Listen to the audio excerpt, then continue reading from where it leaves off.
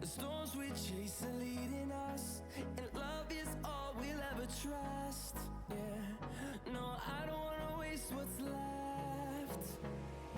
And on we'll go, through the wastelands, through the highways, till my shadow turns to sun rays. And on we'll go, through the wastelands, through the highways, and on we'll go.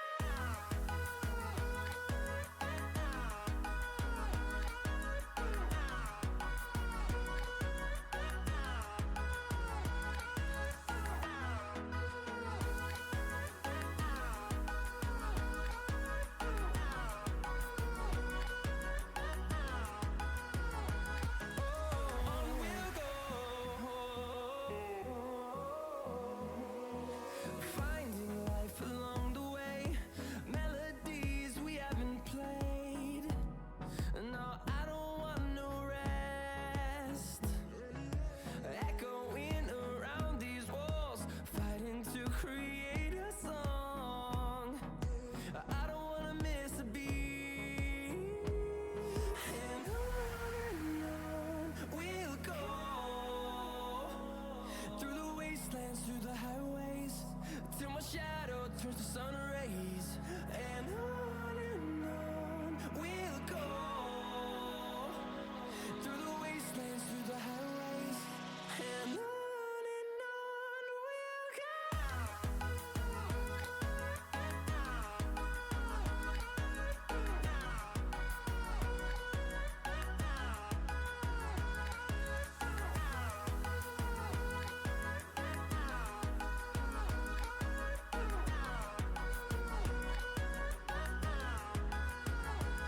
And we'll grow in number, fueled by them to see the horizon, turn us to thousands. And we'll grow in number, fueled by them to see the horizon, turn us to thousands. And on we'll go, through the wastelands, through the highways, till my shadow turns to sun rays. And on we'll go, through the wastelands, through the highways, and on we'll go.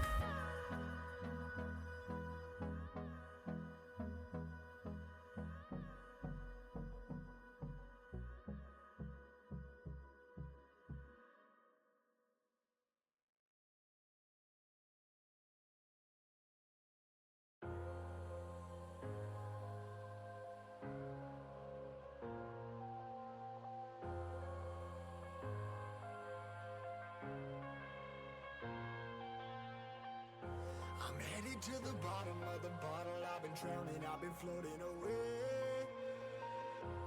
Every other dollar that I got in bed, I probably went and pissed it away. I ain't fucking okay, I ain't liking it, babe. I don't even wanna talk, I'm just smoking my haze. I've been stuck in my ways, I've been stuck in for days. I've been staring at the clock as the radio plays. I'm enslaved. Yeah, rolling another, I'm stuck in my seat for the whole control of my speech. Yeah, I've been trying to get off this couch for a minute and a whole damn week. No kidding, I'm skinny, I cannot eat. Got a million motherfuckers that depend on me. Yeah, every friend in my family, from a girl, every fan I meet myself. I'm too on till I'm too off. Come down to make new thoughts, like jumping off of that rooftop. Hold my camera when I do nothing to make moves based on my mood drops. Like who's lost? Like who's lost?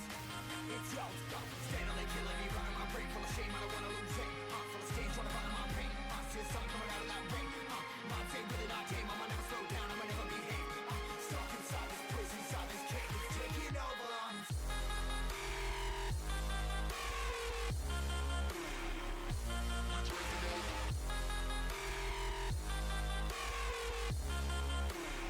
Yeah, I'm a slave for you.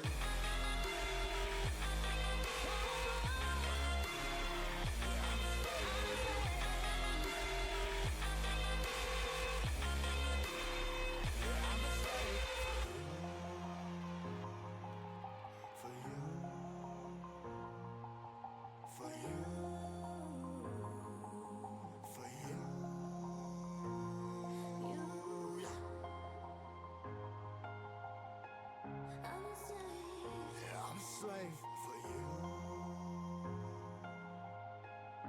Hello, hello, hello, and welcome to day 4, the final day for the LEPL regular season. Welcome, welcome, welcome. Should be an interesting and exciting series today. We have Five Guys, No Fries versus Canada Dry. So, looking forward to a bit of a banger series today. I think that both these teams have played well for the regular season. They are both in contention, fighting for the second seed for their group, which I believe is the Crown Guard group, but I will double check that for you guys now. Note for the Light Shield division. So they are fighting for the second seed in Light Shield division. This is the final day of the regular season, so some teams have already been confirmed. I believe that Gapplebees is coming in strong for the first seed of the Light Shield division. They have not lost a series yet, so very strong team, doing very well. And then in fourth seed, unfortunately not being able to eke out a win just yet, are Seals Kids 2, at the bottom of the Light Shield division. For the Crown Guard, everyone is quite close in points, so no seeds are confirmed yet. But the matches today for the Crown Guard will be the Pink Spasms versus the Krusty Krug, as well as Smash and Passion versus the Ghost, or the Greatest of Some Time. One of those matchups will be cast by our community caster Eli on the other channel, but on the official cast today, we will be checking out Five Guys No Fries versus Canada Dry. We might have someone else come onto the cast today, not too sure, just figuring out casters at the moment, but while we are here, thought I might as well go through and do a little bit of some introductions for both these teams. We haven't seen them yet on the regular season. So 1 second and we'll hop right into talking about these teams.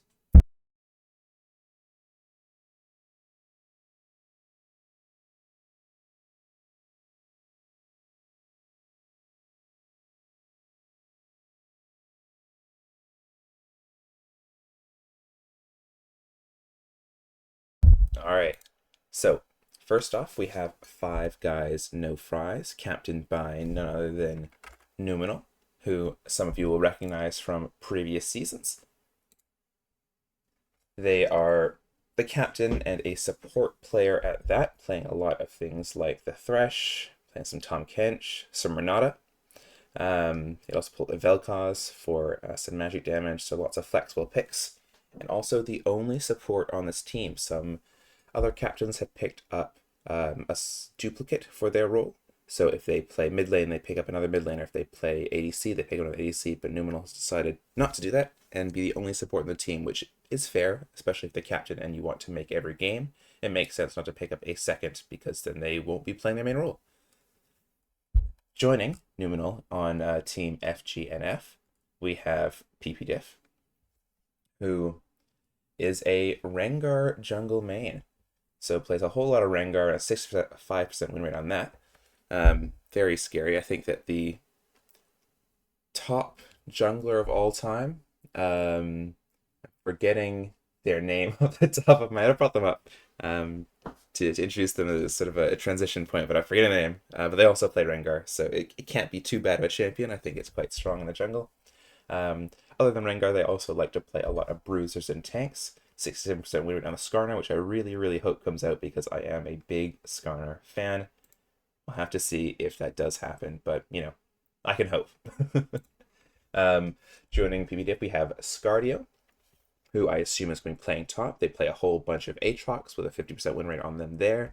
They do like these bruisers and skirmishers top lane. Also play that Ambessa and Renekton with 62 and 75% win rate respectively.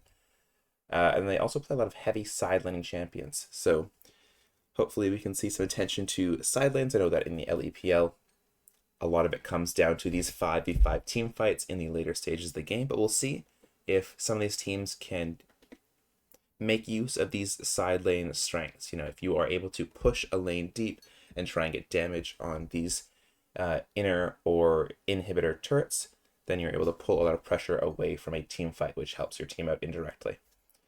Next up, we have Dragon or Aurelian Dragon. They are a bot lane player, as you might have guessed. They do play Smolder, some Caitlyn Ambessa as well, as Caitlyn Yunara as well. But their namesake, that Aurelion, so they do have an 80% win rate on them. So if they're not playing bot, I expect them in the mid lane on that dragon. One of the dragons. Maybe they'll start playing in the jungle with Shyvana. It is another dragon, so we'll see. It is available to be played for this week. The Shyvana, it was banned during the first week of the regular season just because it had undergone the rework, so we didn't want to let it out there without double checking that it was all good to go. But after the hot fixes, it was available for yesterday and today. Haven't seen much of it, but hopefully we can see some of it today with Dragon, or maybe going into future games and the playoffs. Alongside Dragon, PBDiff, and Scardia, we have Codkins or Quadkins. Not sure how to pronounce that. Usually after a Q there's a U, but not for this one, unfortunately. So Codkins, perhaps. I assume they'll be playing in that mid lane. They have a lot of, I want to say, mobile champions here. So they play a lot of the Rise, 67% win rate. There's another 67% win rate on the Akshan. They can play that Twisted Fate, Akali, and Veigar as well. So a lot of roaming potential, but also a lot of mobility with their ultimates. That Rise ult, Twisted Fate ult to join your team if any plays are happening on the bot or top side of the map. So joining up with PPDiff here in the jungle, I expect to see a lot of mid-jungle, or hope to see a lot of mid-jungle synergy and playing around their side lanes. Angel of Paper is up next. Big Neferi main here. Also playing some Aurora recently. Swain, Akali, they are another mid laner. So less about these mobile champions and more about assassins, which excited to see. Always, makes the matchup a little bit more interesting if both sides want to just go in and fight, which is what we like to see here at the LEPL. And finishing up the 5 guys no fries roster, we have Toti, who is actually a European player. I believe that their accounts are in EU West, but they are playing in AA for this tournament, which is possible. You can do it. There might be some high pings, but people have done it before, and we are always open to international players coming in and joining the tournament. They do play a bit of the jungle, so Lilia and Hecarim, a lot of horse champs there. They might also pull out the Kha'Zix or recently the Lee Sin. So interesting to see who they choose to play jungle between them and PPDiff, but a lot of flexibility there depending on what they need for their draft. Cool. Following this up, we have the other side of the table with Canada Dry, captained by none other than GP, who should be a familiar name in not only the tournament but the server, as they are one of the moderators of it and have been in most, if not all, of these LEPL seasons. So a well-known player, also a Gangplank main, judging by the name, GP. They are the captain of the team. They also play a lot of Vlad, Ambessa, Renekton, some Aatrox. We might see them on the Gwen there. This is a very carry-oriented player, so they play these carries, and if they get ahead and their team is around them, they can 1v9 the game, which we have seen before in some of these games. So excited to see what they can pull out today. Joining them, we have Blue Cheese, who is a bot lane player. They have a very varied champion pool. They can play all sorts of ADCs. They've got some crazy win rates on some, 68% on Varus, 60% on Vayne. They also play Kai'Sa, Smolder, a whole bunch of others. So there's a lot of flexibility here in the bot lane, which leaves, of course, some room for the team to play around them. You don't have to pick for bot lane because bot lane has the champion Ocean, or so I've been told. Joining them in that bot lane, we have Ro or Ro-X. They are a support player, play a lot of Melio. They can also play Pyke, Nautilus. I've seen them pick up the Braum, the Zillion. So joining Blue Cheese, it's a lot of flexibility in the bot lane. They play a whole bunch of different supports. So I think that I would imagine this team is trying to play to get a power pick for either mid or top, and then let bot lane be the sort of the catch-all. You are picking up for your solo laners and then letting bot lane find a decent matchup just using their champion pool. So excited to see what they can pull out today. Joining them, we have Conmanza. I believe it's a newer player to the LEPL. I don't think I've seen them before in previous seasons, but excited to see what they can bring to the table today. They play a lot of tanky top laners, but they also have a 1 million mastery point on Gangplank. So taking after taking after the captain themselves, GP, they also play a bit of the Gangplank. But other than that, they do play a lot of tanks. You do see the Mundo and Nasus at 61 and 65 win rate, respectively. So, expecting to see either some prio picks here, maybe some Volibear, maybe some Jacks to try and, win that lane, or just going to be put on tank duty, play the Mundo, play the Scion, and let the other lanes carry them. Next up, another familiar name, we have Kazook, also known as Chill Guy. They're in the jungle. This player has played, I believe, also a couple different seasons, and they are well known, so exciting to see what they can bring to the table today. I believe they were also part of the preseason show match, so very exciting to see them back at it again for the regular season.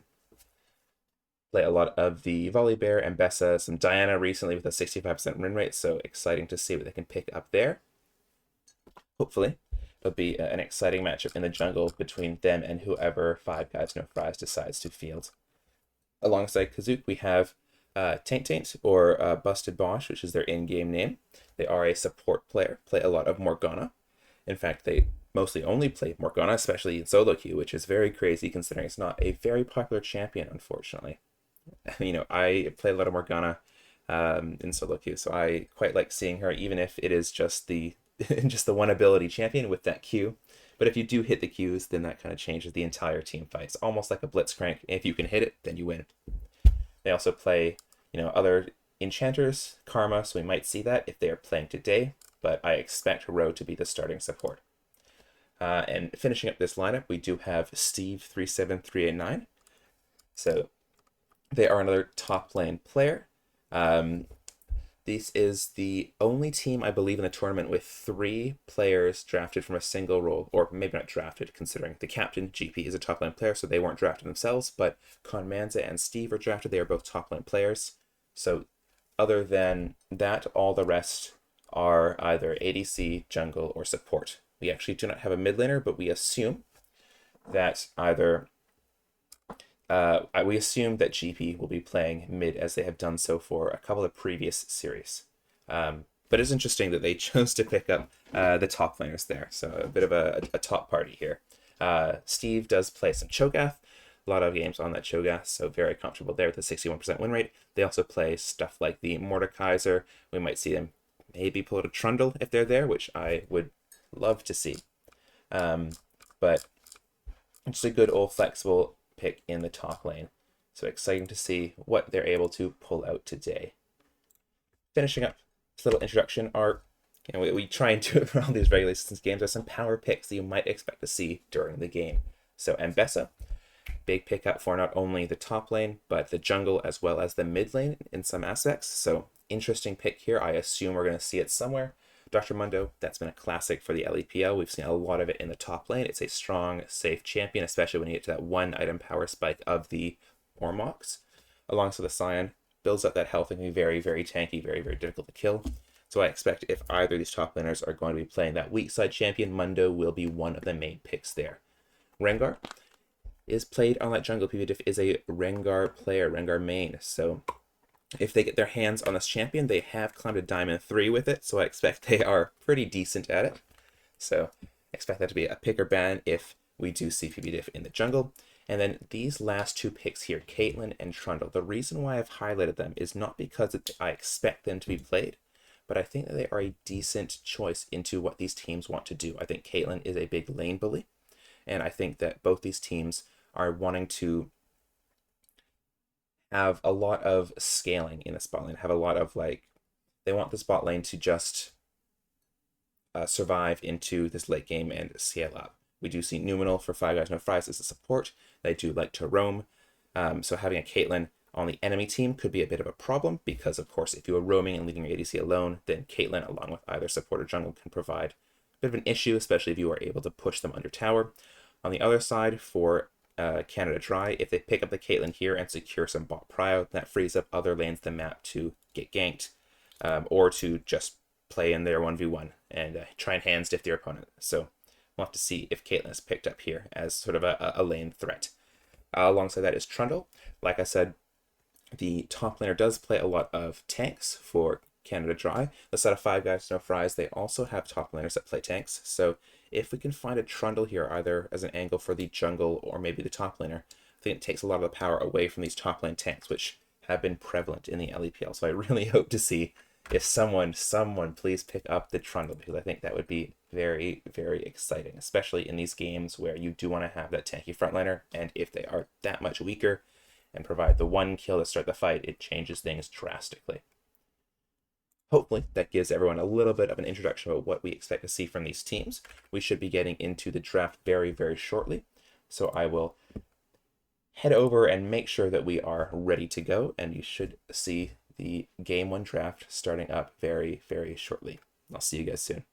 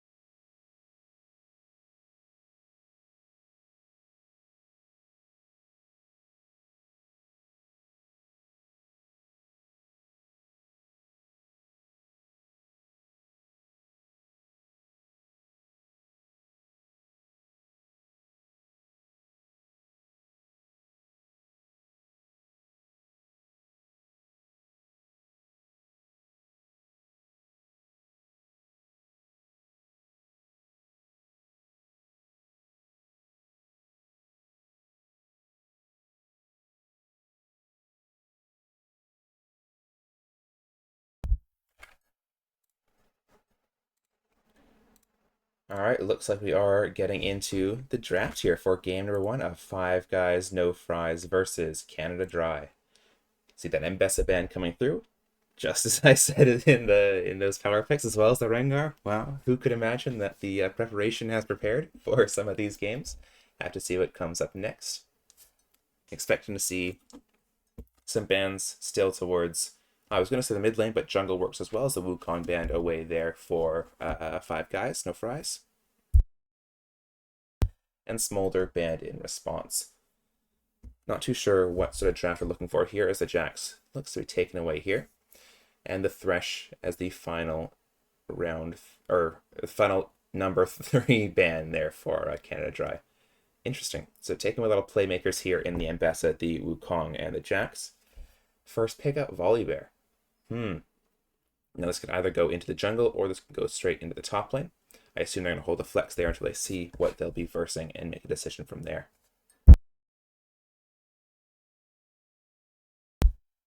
Now, unfortunately, it is just me on the cast at the moment. We are waiting for, I believe, one more to come join me, but for the meantime, it'll just be myself. So hopefully you can bear with us as we commentate some of these picks, as there's a hen coming through, followed by the Yunara. Okay. So big pick up the Yunara here. I know that Yunara is great with enchanters, also doesn't mind stuff like the Alistar, which can snap engage for her to use her second Q, or once the Q is stacked up with 8 shots, you can activate it. So able to get a lot of damage there in the trades. Zehen, I assume this is going to go in the jungle. I don't think it's, personally, I don't think it's a great top pick, just because it's been countered by a couple different things. So in the jungle is where I assume this is going to go. And Caitlyn, there we go. That lane bully, which I was talking about earlier, is picked up to try and shut down this Yunara scaling early. I assume that they want to pick up either something to pair with the Caitlyn, maybe a Lux pick just to guarantee some of that prio, or looking towards grabbing a mid lane pick here for GP. I assume they want to keep this top jungle flex in the Volibear, so picking one of the other lanes, but we'll have to see what they decide to do for their final pickup, which is the Nautilus. Interesting. Nautilus Caitlyn, which is, it's not a bad thing if you hook someone and then use your passive to root them in place. You can put a Caitlyn trap onto them to get a lot of the guaranteed damage. Matched up with the Braum there, which is a decent matchup in the Caitlyn. can block those headshot autos as well as the ultimate very, very well. And nice to be paired up with the Zehen because that passive, you knock it onto someone or you use an ult, Zehen ults in the middle, and you are good to go. I expect to see the Caitlyn Nautilus win early, but Braum is very good at peeling, so who knows what will happen down here in the bot lane as we get into the second round of bans. Now, I'm wanting to see some bans here towards the mid lane or towards the jungle. So there's the Gwen coming through as a ban, possibly towards that either jungle top side again as the Volibear is being held as a flex. But these mid lane pools have not been touched yet other than the Mbessa or Smolder if they wanted to play that in the mid lane.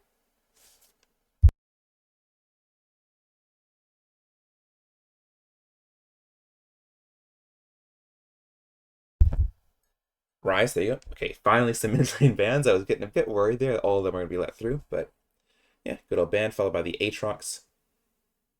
But their top lane ban, they just, I guess they are not worried about facing anyone in that mid lane there for Canada Dry.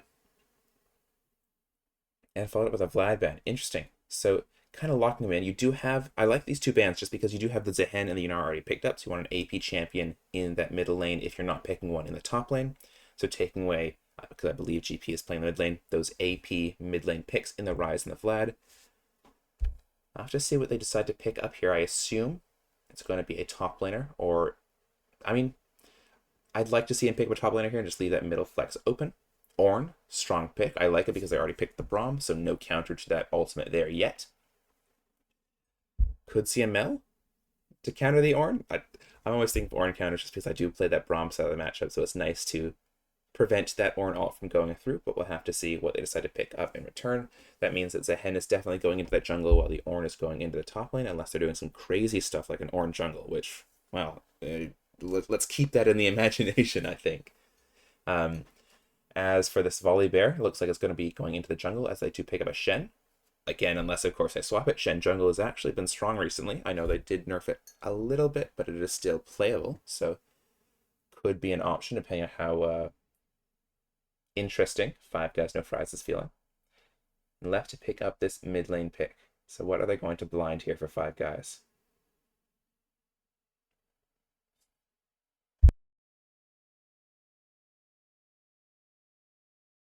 Thinking heavily as not the Syndrome had picked up. Decent blind. What does Canada Dry have in response to it?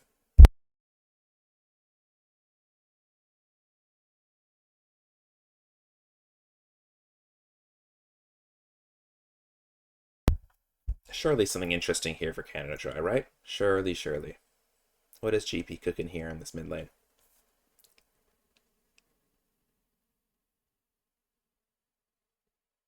They're really taking their time here. Really trying to get a pick as the Swain. Very, very tanky team. The Braum, Ornn, Swain, Zehen. Lots of beefy guys into the Five Guys with the Yunara carry. So I assume everyone's path and bought this game to get this Yunara ahead. If the Yunara doesn't go ahead, then we're in for a world of hurt. That's the game one draft. Hopefully loading the game one very, very soon.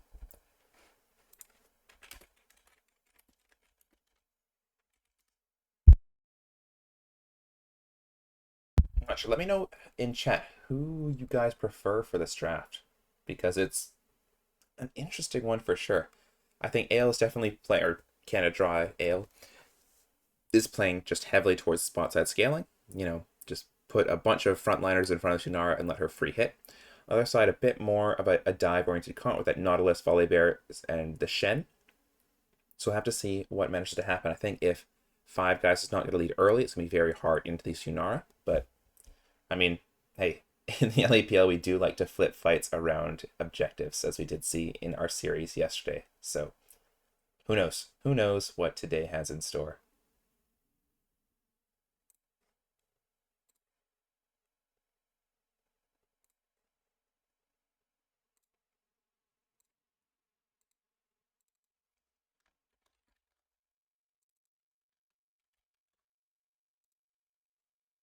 As that prediction is up, go vote now with your channel points, see which one is the victor.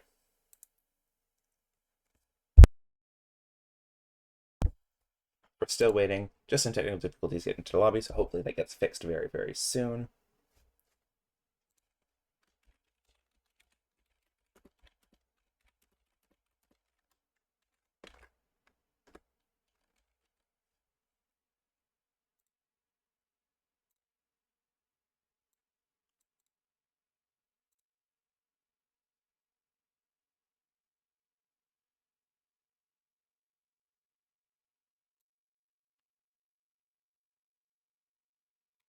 Whoever added the handsome caster tag is real. You know what? I respect it. Thank you very much, Oma. Just me here today, but we do have a bunch of handsome casters on deck. I know that Chris, J. Rich, we also have Ben in here sometimes, as well as some guest casters, so they are all very, very good. They're all very, very good looking people, I assume. That's good. That's the standard for the LEPL, you know? Like, we just have everyone who works for the LEPL is, you know, a very good looking person. So that's you know, that's the brand that we bring to the table. So hopefully hopping into games soon. Unfortunately, taking a little bit of a while to load, but shouldn't go on for too much longer. Maybe they're just strategizing. You know, this Swain pick has thrown them, and they're trying to scramble, or the opposite way around. As interesting, it might be a bugged lobby, which is the first one we're having in the LPL. So, you know, can check that off your bucket list if you already have it. So they're going to restart the client, and we're going to sit here for another 2 or 3 minutes as we wait for them to load up. So, not sure anyone got any jokes? Gonna find maybe we can find some League of Legends jokes online. Let's see what we can pull up here.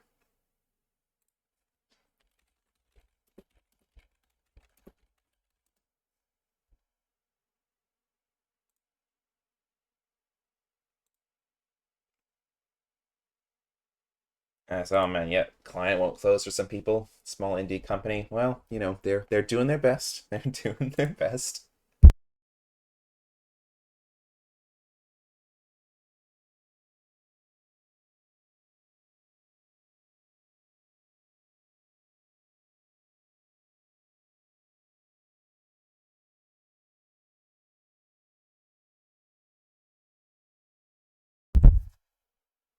Looking at some of these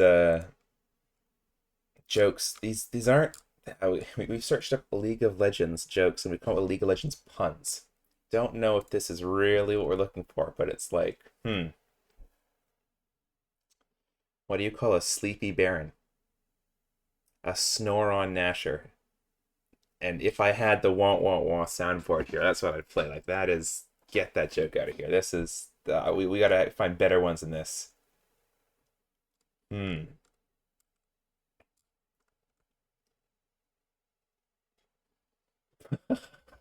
Some of these are just questions. What do you call a cow that plays League? Alistar. Thanks. Yeah, fair. Thank you. That's very, very helpful. What is a ghost's favorite spell?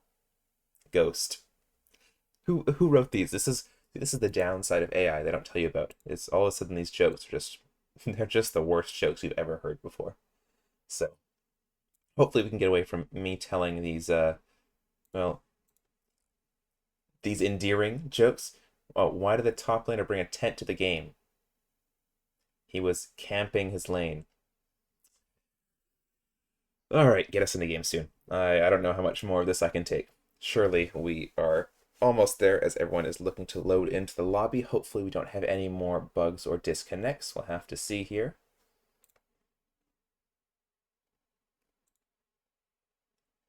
As fingers crossed that we are getting in this time.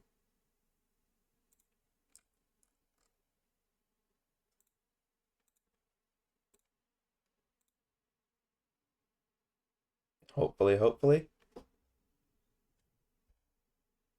Killing me with all this anticipation. They are waiting for the last second to load in as I believe, without jinxing it, we might be into game one of Five Guys No Fries versus Canada Dry.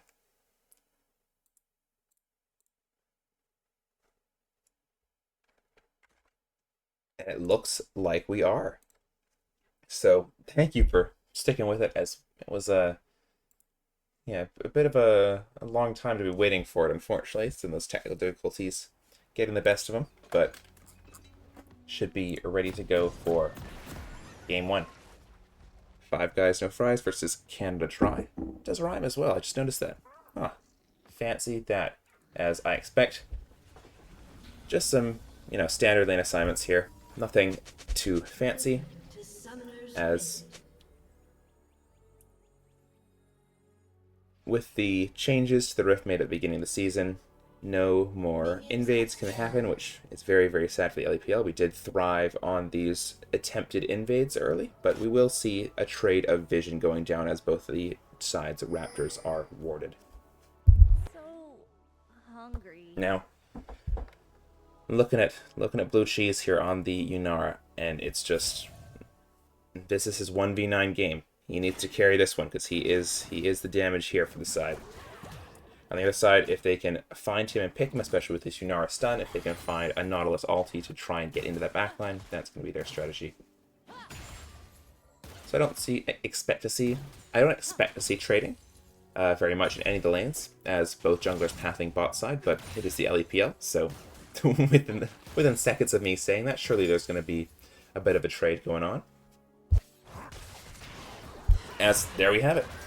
In the mid lane, starting E from the Swain there instead of a Q start, which is an interesting one. Just getting some of that early damage. Alright, use your Braum Q to secure minions. As the hook does go down, Caitlyn Trap just misses, unfortunately, but big damage onto that Braum. Wave gets pushed in, not too much to write home about for this early laning phase. I mean, Caitlyn's where they want to be, right? Under tower, trying to get that siege on. Hitting those minions, putting those traps down, trying to get any poke they can. And Yunara's just trying to survive his laning phase. I think once Yunara gets to depending on the build they're going, if they go Kraken first, then pretty strong. I think you can also go Yuntal in this build, depending on what they want to do. As lots of poke going down here.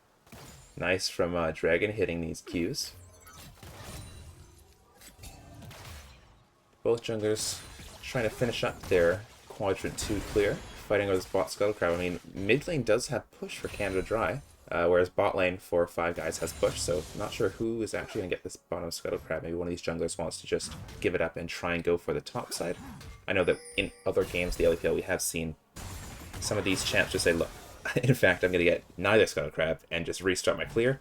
Don't do that. Please get at least one crab, even if you have to trade it. Speaking of trading, just trading auto attacks and abilities in the top lane as you do.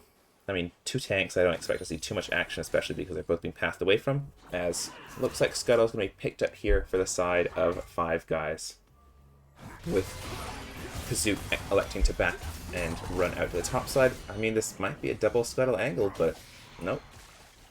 We do have the recall coming in from PPDF.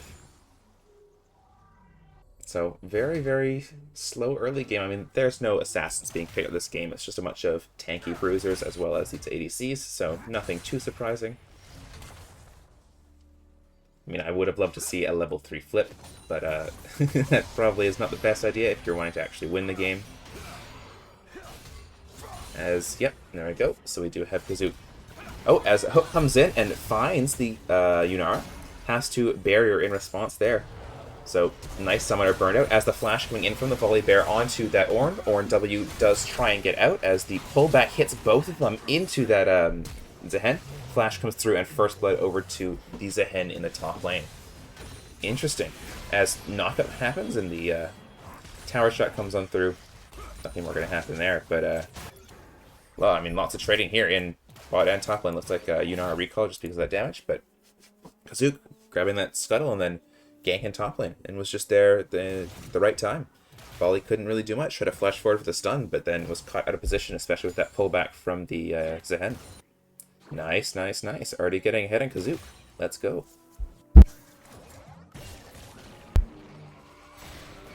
I mean, might be some big damage happening in this mid lane. No mana on Syndra. Not feeling the best here for Godkins. This first dragon coming up here now. I don't know if either team is going to go for it. We do have the recall coming in earlier from Blue Cheese on that Yunara, so does have that recurve bow. Might look to try and contest it, especially if Braum and GP are in the area, but nope, jungler's just electing to recall and spend their gold. So not a high priority on these early dragons. Interesting. I mean, it is a Chemtech. It's not going to be, you know, game-changing, but it is nice to get these early dragons stacked up, just because these souls can be pretty powerful, especially if they get a mountain onto however many bruisers both these teams have. That could be a real game-changer. There's only one kill as we approach 6 minutes. Come on, guys. Let's get some fighting going. Would love to see it.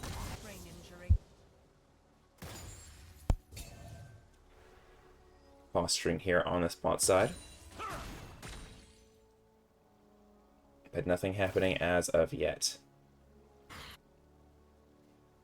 And I don't even know what... I assume this Caitlyn's going for the Collector here first. That pickaxe back. I mean, you'd love to have a BF sword on the Caitlyn, but unfortunately didn't pick up any of those kills, so not able to get enough gold for that.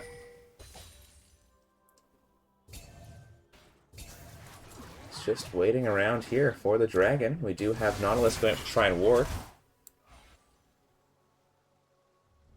There's lots of vision here around the pit for the side of Five Guys. Taking that scuttle there is Kazook, and hopefully they're going to get a fight going soon.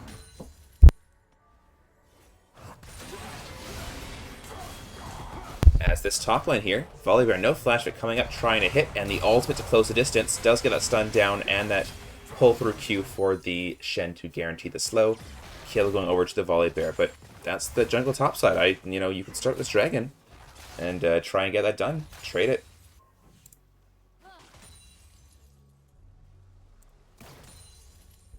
As they do end up starting up that dragon.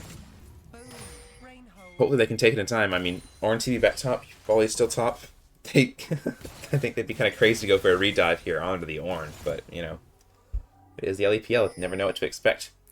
Bot lane first rotation over here to the jungle. I mean, you guys gotta rotate. Your jungle is on it. If they're pushing it off, ult secure. I mean, that's just gonna get exhausted and trapped. Flash over for the knockup, but I don't think it's gonna be enough here. As Kazook's gonna go down. Mid lane for Five Guys, first rotate over, double stunned by that Syndra, has the ultimate up, exhaust goes down onto Dragon there, as the Caitlyn does go down, followed by the Nautilus, and finally the Syndra in return as GP does make his way over from the mid lane. Big passive stacks there from the Braum. I think he applied all that onto most of those people, so all those stuns going down, big, big, big. Didn't even have to use the flash as the Yunara, as all sums burned from the side of Five Guys. Big play, big play. I mean, I was really worried there for a second they were going to throw around the dragon, because I'm like, look, guys, this this Zehen is half health and he's doing dragon, and then Caitlyn's walking over. Like, she does damage with these headshots, but apparently nothing to worry about, because Zehen can just heal everything up with that ultimate. So, jumps on them, and then, yes, he goes down, but in return, 3 of them go down for the side of the Five Guys, no fries.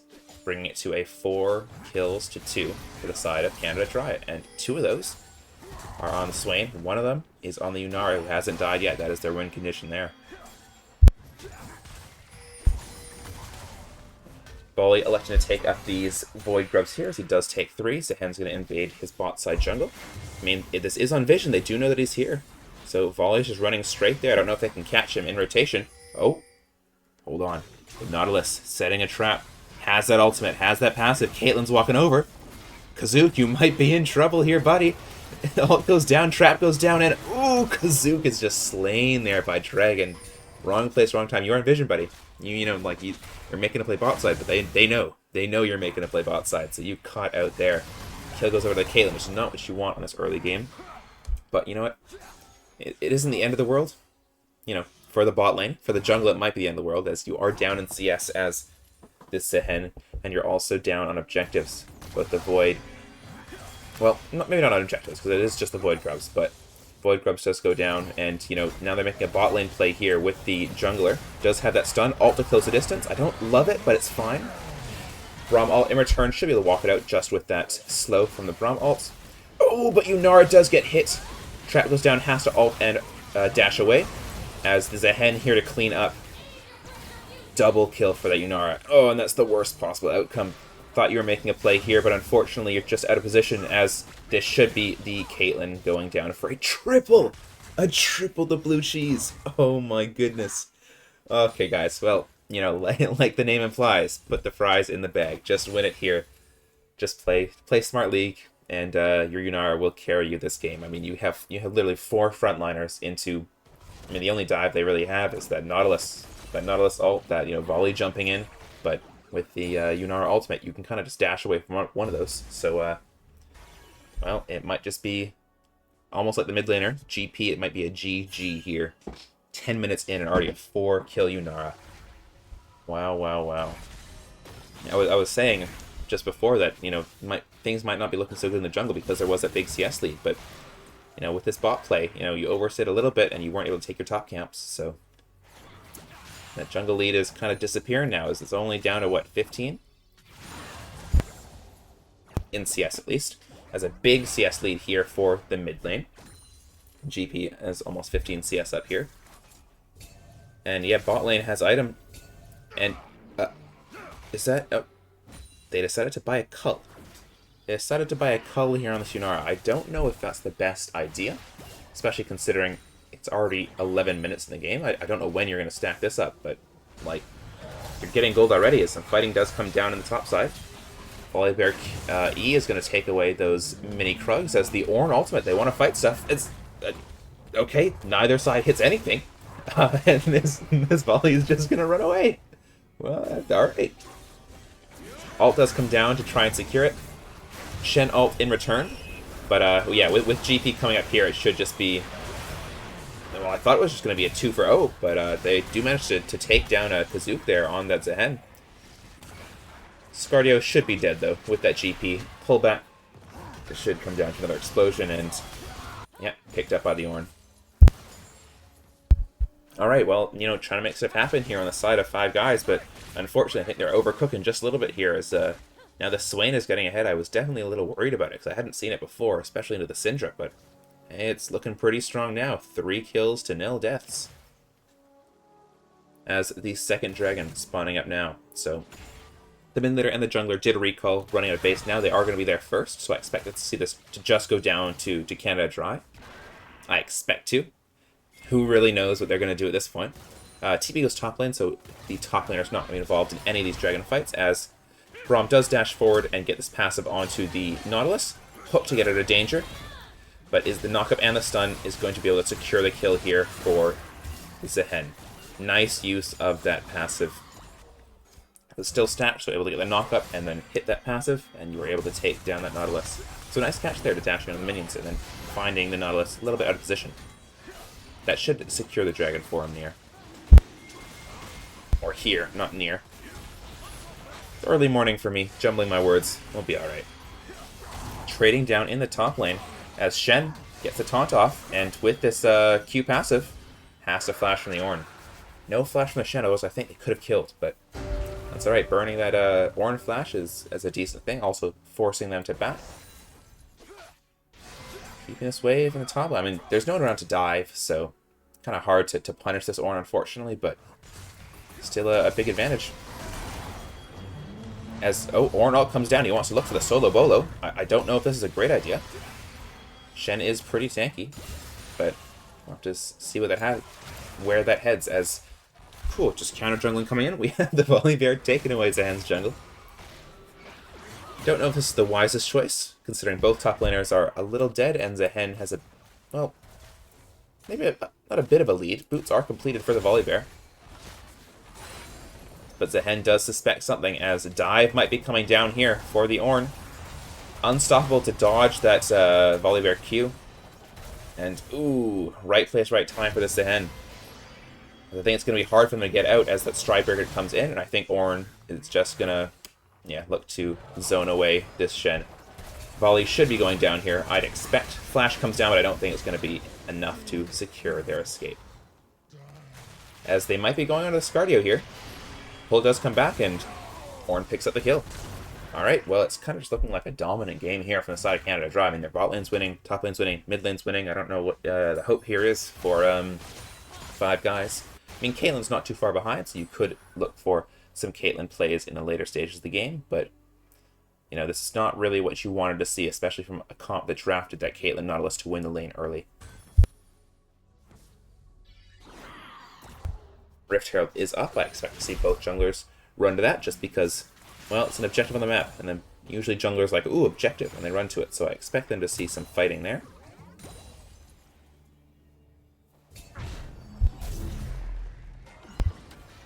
First items picked up along both sides here, except for the supports.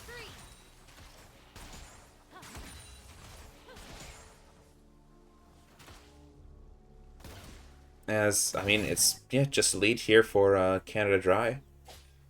No two ways about it. Support is here on the top side, so it should just be the Rift Herald going over, as we do see the Nautilus on the bot side recalling, but just a little bit late, I think. And I don't think there should be a contest. If there is, they're going to hard lose. 100%. As okay, well, never mind. Volley is here, gets hit with the passive, and I mean, this is just losing. You walk in here, man. You cannot enter this. You have no prio in either of your lanes, and you don't have a support, so very, very hard to contest anything there. But it does try and show, you know, a show of strength. Unfortunately, there is no strength there, so just opts to walk away as the Herald is collected by Canada Dry.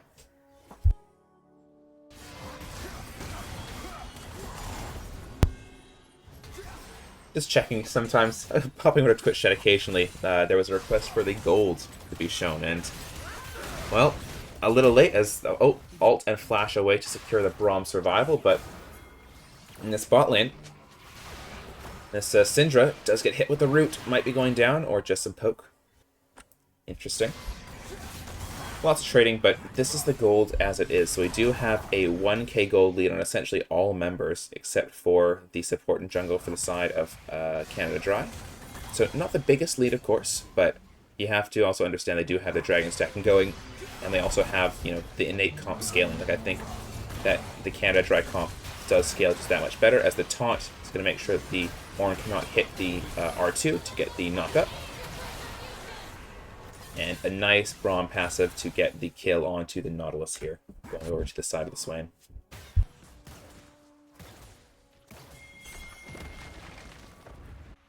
Red team's turret has been destroyed. So, Caitlyn might be trapped, but looks like it's the hen that's trapped instead, as Caitlyn's able to walk away, find some safety under their mid lane tower, which, well, it looks healthy enough, but everyone hovering around, it might not be long for this world.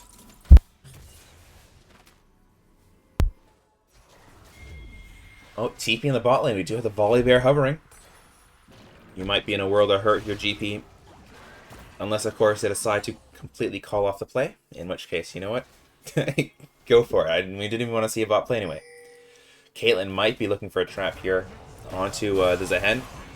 Ultimate does come down. Volibear ult in response. We do have a 3v2. Exhaust goes onto the Caitlyn. Braum passive applied, and that's Zehen pullback. I mean, does have the passive, so he's able to live a long time here. And yeah, now that Yunara's in the mix, Shen ulti does come down, but I think that is not what you want. I think you probably wanted them to die before once you press that, because now it's going to be a double kill going over to the side of Canada Dry. Especially with this third dragon spawning up here. Jungle and top is dead, so should be an uncontested Drake.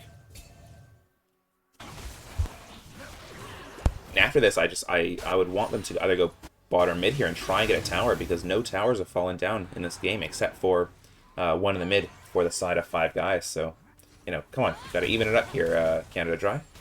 See if you guys can get a tower here. Big wave crashing in mid.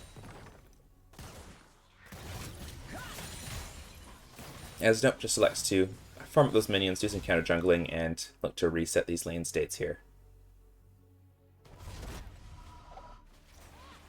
And as we've seen before in many, many LEPL games, top lane is just an island. Both top laners going to be returning there just to continue to fist fight for the next 20 minutes until the game is over.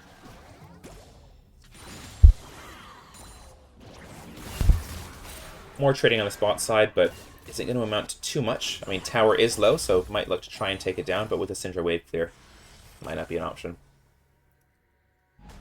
Alright. Well, I mean, looking at the state of the game, it's a 5-kill Yunara, 4-kill Swain. I mean, these are two members that you don't really want to get ahead of the set of 5 guys, whereas Canada Dry, you are feeling exceptionally good. Your carries are ahead, close to 3 items to the side of Yunara. Hopefully, this Baron does spawn. They might look to try and end it quickly. JP absorbing pressure in that bot side, as do have the support on the top side, hovering around this Baron. It is warded, this middle lane bush, so gonna clear that and look for a play elsewhere, as volley does come down in the bot lane. Ult goes down for GP. Flashes the stun. So is able to play. I mean, Syndra's low. Volley ults to get out. I mean, the Swain ult does go down, but able to waste so much time here as Baron is started up. Yeah, I mean, you see the volley down here is trying to make plays, but it should just be Baron going over to the side of Canada Dry, and very, very hard to get on top of this Swain. Does not have ult anymore, but both of you are very, very low. Oh, does the burn take him down? Lives on a sliver of HP. As they turn from the Baron. Missed this, but looks like that they were just walking a little bit too close, was 5 guys. So now trying to engage onto this mid lane here. So actually, both sides, no plays happening. Bot lane Swain does survive, and in the top side, no Baron going down. I really expected them to do that. I mean, there was no jungler for the side of 5 guys up there. Like, they should just burst down this Baron, no? Yes, Caitlyn's walking in, but I feel like there's only so much they can do. Because yes, you can poke as a Caitlyn, but you can't walk up too close just because of the risk of that Zehen ultimate onto your head. So I would have preferred them to just commit to this Baron and try and take it, especially with all the pressure that GP was drawing bot lane. As we get another trade happening as both tank tops handshake and walk bot. And they'll be there for, yep, the next 20 minutes. We do have some kill pressure on both of them, so they have been in these fights, but yeah, just gonna be playing these side lanes. I mean, that is what you want to do on the Shen. You do have that ultimate to join, but Arn wants to push and roam, so sticking around for too long on the spot side is not really what you're looking for. Oh, Volibear tries to enter into the river here, does get that Braum passive applied. Ultimate to get away, but it might be too little too late as the pullback does come back from Zehen. Stunned down, but that's just onto the Braum. Passive applied there onto, I believe that's the Syndra. So, gonna go down there to the Zehen. 1-0 here for the side of Canada Dry, and hey, that's another advantage. Like, Baron is still on the table. Volibear has run to the opposite side, started clearing his camps. Don't think he really cares if they do the Baron or not. They do have it a little bit warded, but able to clear that vision by taking down that Scuttle Crab. Fighting over mid waves now. Yunara did base very, very close to 3 items. So they're trying to make plays. They're just hovering. They really want this mid inhibitor. I think, you know, just try and make a Baron play. Try and bring them to you. Because if you're just standing here clearing mid waves, Caitlyn has a lot of mid shove. Nice net away, not get caught by the W of Swain. I mean, waves push in that top side. Someone's got to respond. You have a timer to make a play here. As Hook finds the Swain, but that's not really your priority target. It does have the ult still, holding that up. Mid lane does go down. Kazook dashes forward, cancels that Braum hook, so nice kill going over to the Yunara there. Big advantage, they want to continue fighting. TP does come down from the Ornn. They might want to try and force something here. I mean, we're just A-ramming, guys. There's objective spawning. We have Soul and we have Baron, so let's go to one of those. Perfect. Nice. We get that macro play eventually as I do head over to the spawning objective. This is going to be an uncontested Soul. As Volley just is going to clear away that top side there. No contest, but I mean, it's Hextech Soul, especially on a Yunara. That's very, very powerful. I mean, even just to try, you have the ultimate still, so just trying to get in and steal it. Not the worst idea. It's going to be very, very hard now for 5 guys to try and take this game away, I think.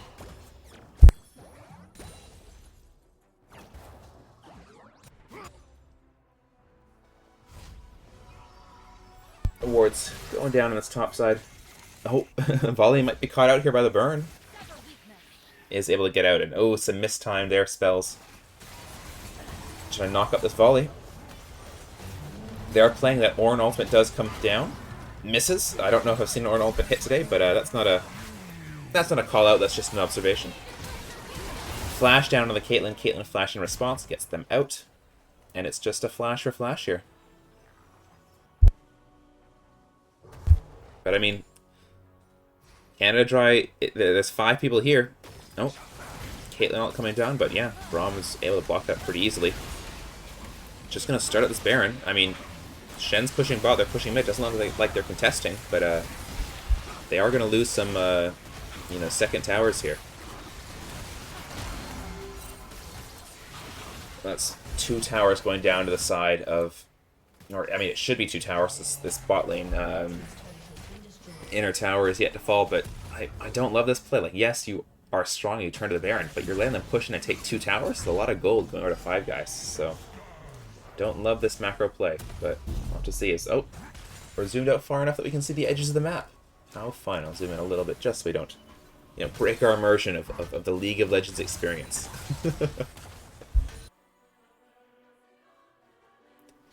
Yeah, as bot laner's just opening up the mid, side laner's opening up side, you know. Fork found in a cutlery drawer. This is standard play here.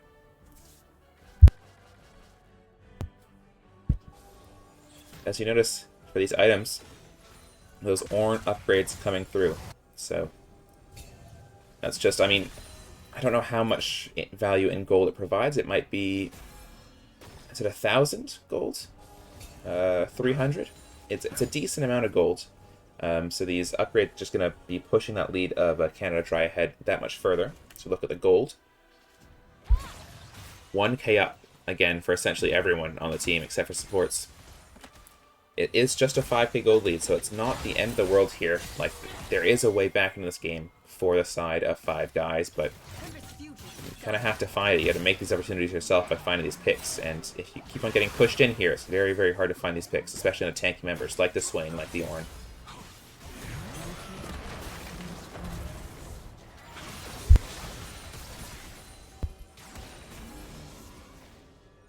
Alexa, I mean, you have Baron here, only using in 1 lane. Alright, we're 5-0ing it. Just trying to push down this top lane tower, but and the wave clear isn't the worst, as Hook does come through onto the Zehen. Not really your priority target.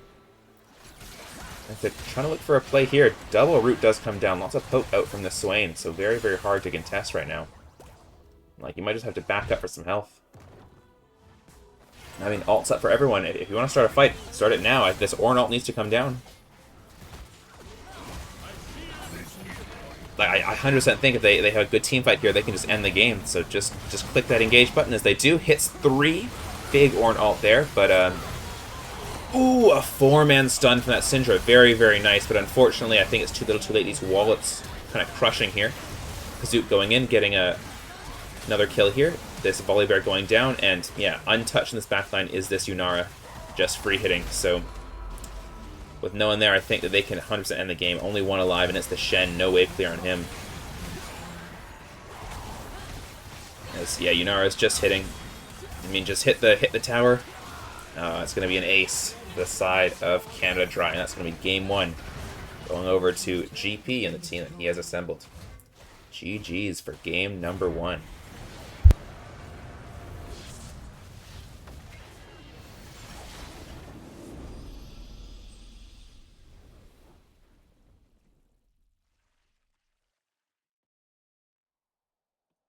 I'll pop it up for a quick 1-0 lead here for Canada Dry. We'll take a couple of minutes break for the teams to get back together, reassess, and plan for game number 2. So I'll put on some lovely tunes for you guys, and I'll see you back here in a couple minutes.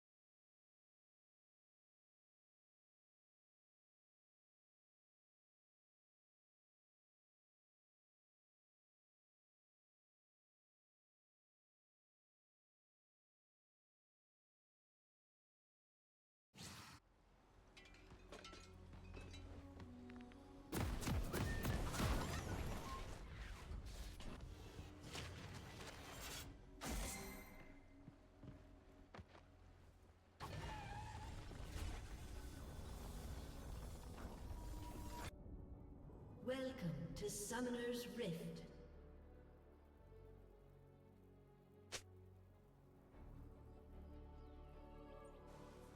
Minions have spawned.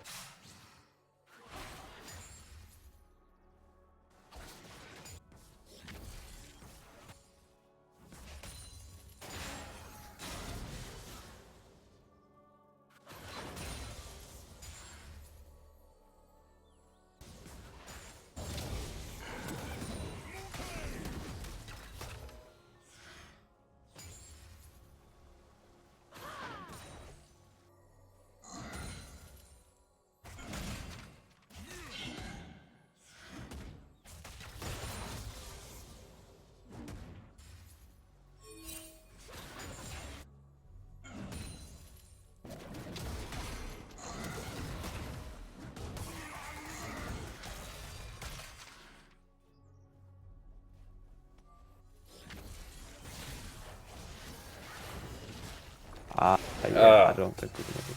I am unmuted now on Twitch stream. Apologies, everyone. Thank you for letting me know. Okay, good luck, good luck. Good luck. Thank you. Oh my goodness. Muted up on the official stream. My bad, everyone. Apologies. And the prediction is not here. Oh my goodness, it's all going wrong as first blood over to this Lucian here. As a flash away from the from the Malphite, it's going to be a kill going over to this Jax early. So nice dive on the top side, as there was not really a dive, but a gank from this Mordekaiser here on the bot side, going to kill up that Smolder early. Apologies, everyone. There's no audio, no prediction. It's all going wrong. That's all right. We'll get things back in order, hopefully for a game number 3. If this is the final game, then that would be a sad state of affairs. But we'll have to see what happens.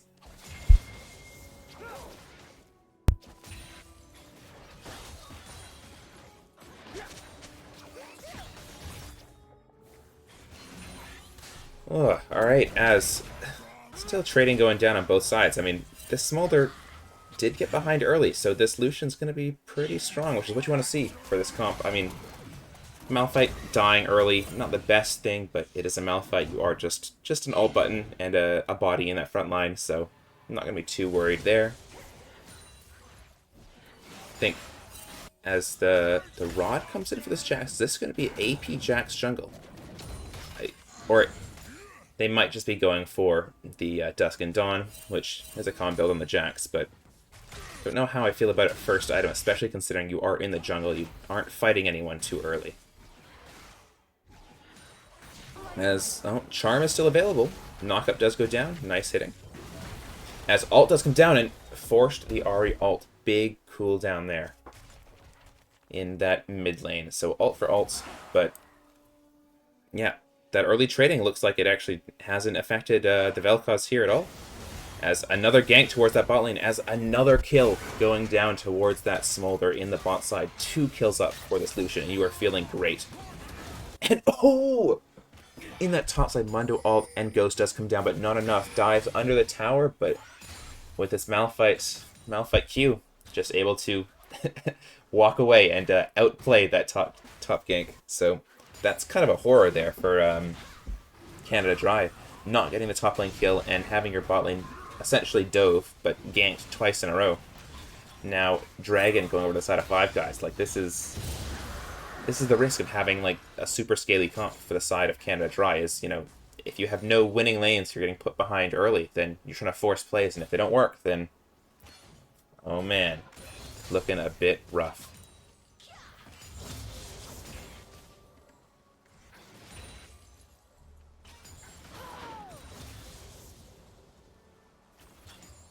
I'm checking Twitch chat and now everyone's like, oh, where's the audio? Where's the commentating? I'm sorry. Past me doesn't know. Past me does not know that they are muted. So unfortunately you're stuck here.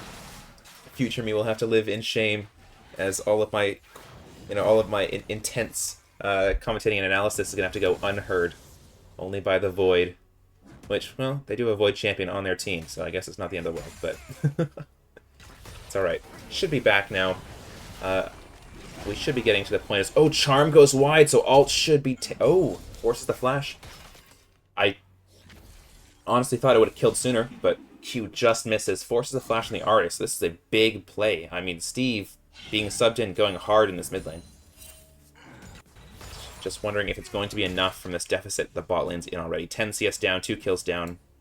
I mean, you're into the Lucian Nami, you should expect they to be strong, but quite hard as... Ooh, Mordekaiser ult.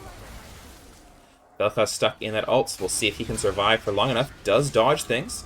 Has the flash, if he can elect to use it. Does flash. Oh, but it's just going to be the smite that kills him in the end.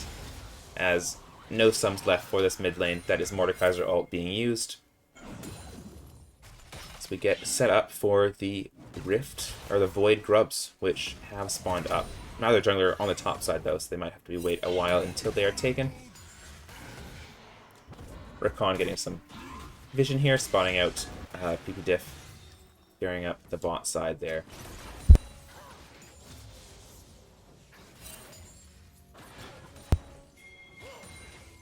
Checking up where this Jax is, but just a couple seconds too late as, yeah, Malphite walks down, sees no one on Grubs. Alright guys, no one on Grubs, let's walk away. And then Jax, a minute later, surprise, here he is, as the Rakan is also in this top side, does have 6 and both sums. So it should be pretty free going over to the side of Canada Dry. That being said, Smolder, you got to be huddling under that tower. You are scared for your life because the Mordekaiser is bot side and you have no support.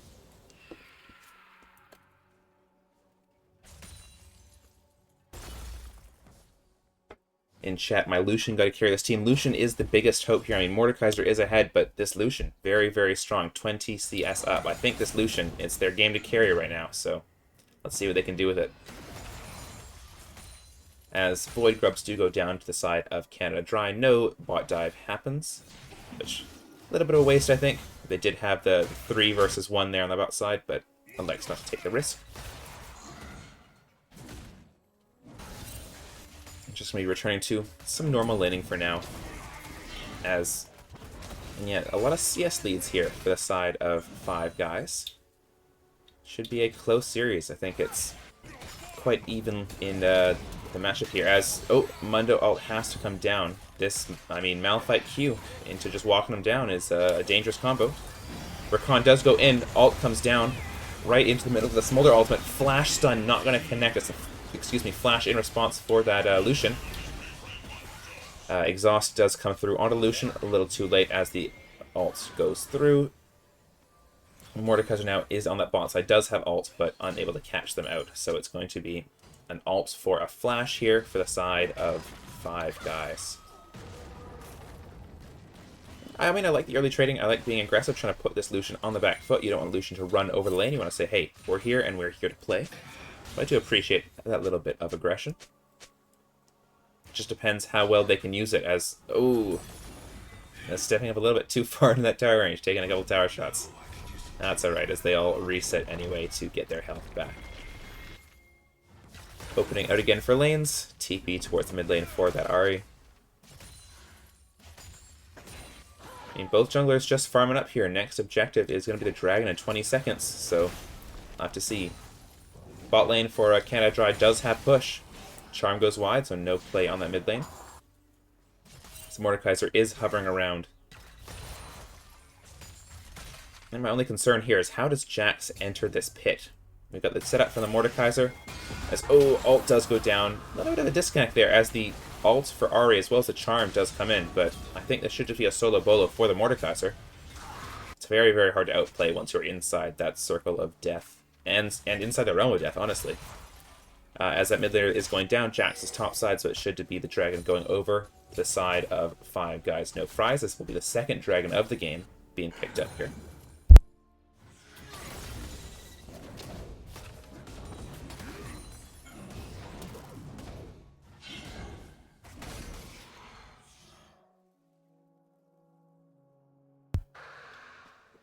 Alright, next objective is going to be that Rift Herald in 3 minutes, but until then, it's just looking for lanes and ganks as Mordekaiser in this bot side. I think they are aware the top side was taken away. Jax is walking up the top side, but I mean, hey, it's a Malphite with ult. Very, very easy to walk away. As Yet just gonna flash, and I don't... that's that. Oh, hey, that was a 6-pet combo if I ever saw. Ulted into them and then flashed behind them. Which just enables them to walk out of the tower and secure that kill. So unfortunately not a successful ult there for the Malphite, but it is what it is, as there was an inkling of a bot dive happening there, but Mordekaiser just going to take camps and walk it out. Lucian ult to get some poke damage down, and Smolder ult in return to survive a little bit longer. I mean, there could be a dive here. Nami does have ult up. There is no jungle, but they're both very, very low. I think have sums though, so very, very difficult. Flash comes out from the mid lane again, but this Mordekaiser always here. Flash for flash, nice dodge the Q. Pullback is going to hit, but you are under tower. And here is the Jax. Well, that's not an Annie, so Jax is going to walk away there. Bad joke, unfortunately. Looks like lanes are going to be resetting here, as we do have 5 guys hitting on the spot tower. Might be the first tower to fall for the game. Lucian Nami very, very strong early, so I'd expect it to go their way. Smolder Recon running back to lane, and is able to catch that wave up. We do the Rift in 1:20, so I expect to see both junglers and supports hopping up towards this top side, warding up and preparing for the next objective.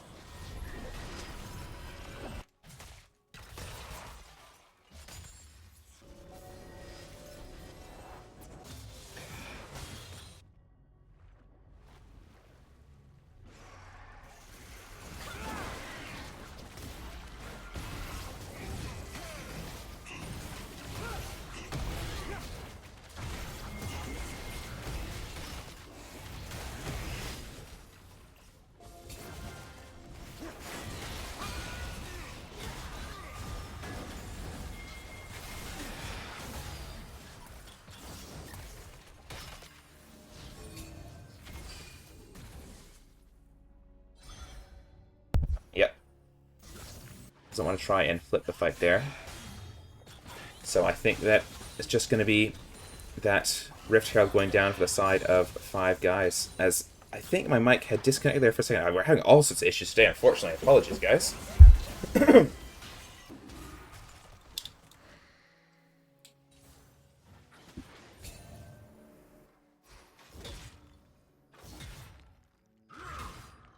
As Nami and Lucian just trying to make some plays in mid here, getting that prio early. I mean, next dragon spawning in 45 seconds. 2 dragons already taken by 5 guys, no fries, so have to see what ends up happening here for Canada Dry if they decide to contest this, which I think they should. They are decently strong on their top side of the Jacks, but yeah, this Lucian Nami, a little bit of a menace, especially now that they are ahead. On these mid-waves, they can kind of dash forward and take away a lot of your health before you can react.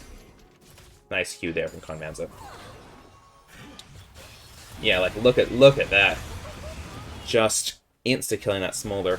Ult does come down, but not able to save it.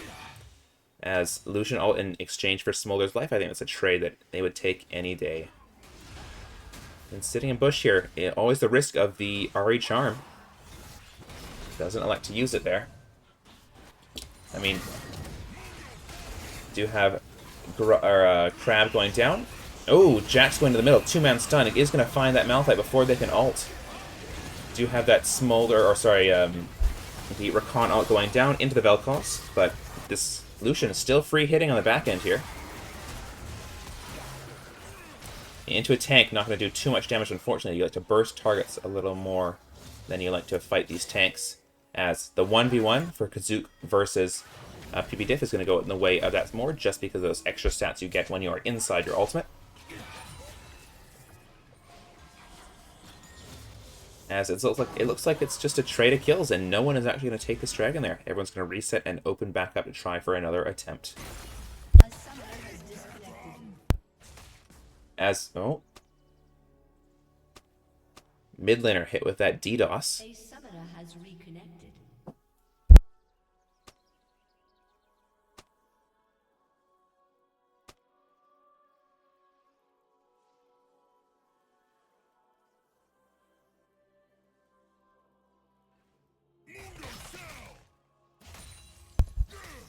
Oh, back at it. Looks like just a temporary disconnect there. Hopefully no more of those, no more technical issues happen in the game. That's just opening back up. I mean, top laners in the bot lane, their little island. Unfortunately, this island is right near the objective, so they are not going to be able to 1v1 for very long as supports and junglers come in to try and make something happen. Both bot laners just fighting over this mid wave here, as it's round 2 for this Hex Tech Drake. Well, double does hit. Charm does come down. Nice damage onto Kazook. Ult. Oh. Yeah, not going to amount to much there for the Lucian. So that's a big cooldown used, but Kazook is instead going to say, look, if you want to do damage to me, I'm going to do damage to your tower. Pulls out that Herald in the mid lane. Now they have a big push going. I mean, hopefully the Malphite is alive, so still has that ultimate up. Hopefully not going to save it for next game this fight. As Ahri is in the top side. I mean, Dragon's at 3k. They're just going to give this one, I guess. I mean, I 100% think you could have fought that.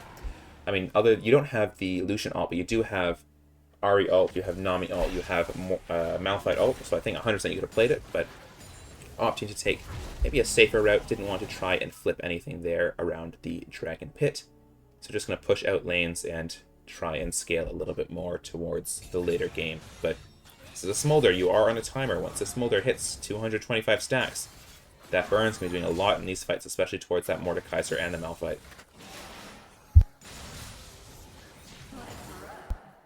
As I see, yep, we're at the point in the game where, yes, unfortunately we have had some audio issues today. Both, most of them, unfortunately my fault, but some of them just have been happening. Is what it is. We persevere, as bot lane tower does go down to that Mundo. Very, very hard to stop the Mundo from doing anything, especially if you're Malphite. As I would love to see this Lucian Nami push their lead even further. Like, just, yeah, hit the tower, but like, dash at them. Like, right now, ult comes down. Cool, fight them. Flash at them. Send out this Nami ult. I don't think it's been used once this game. Just, yeah. make it a little messy. That's what Lucian and Nami excel at, and especially into a Smolder who wants this guaranteed stacking, you want to make it a little bit hard for them to get any stacks. Well, hey, I did say it. I did say they should dash forward, as this is the Recon ults as well as the Jax flash coming in there, picking up a double, or not a double, but 1 kill over to the Jax, 1 kill over to the Smolder. Big shutdown on the Smolder, so that's going to feel pretty rough there, unfortunately. As no sums now for the bot lane of 5 guys, no fries. That is, unfortunately, a bit of a disaster. It's not what you want. I mean, I do like their playing the edge. One of the things I do like is they weren't afraid to take the risk there. The unfortunate thing is maybe they should have been afraid to take the risk. I think if they had had some vision on where that Jax was, they might not have done it. In a simple 2v2, they 100% win that, but with the Jax coming in, especially with that Counter-Strike stun, a little hard to win it.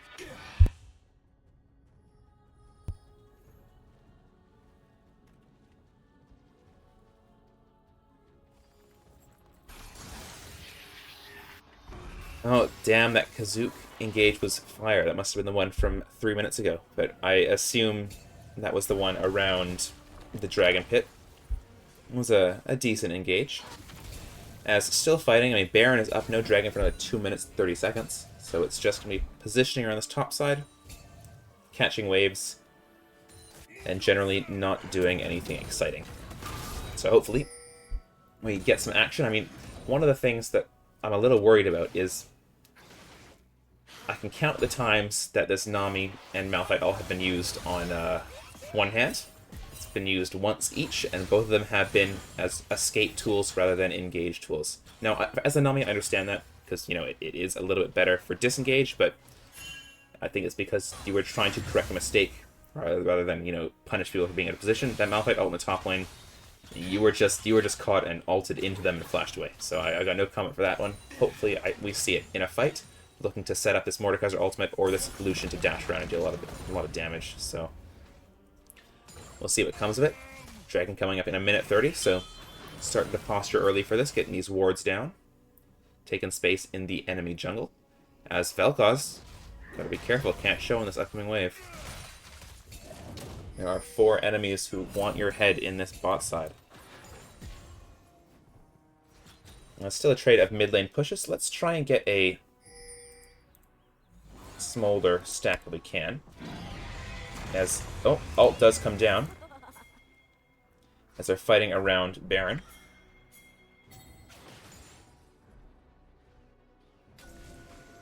As unfortunately, it doesn't seem that...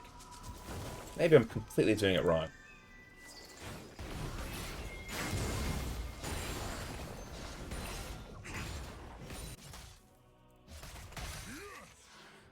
Let's see if I can...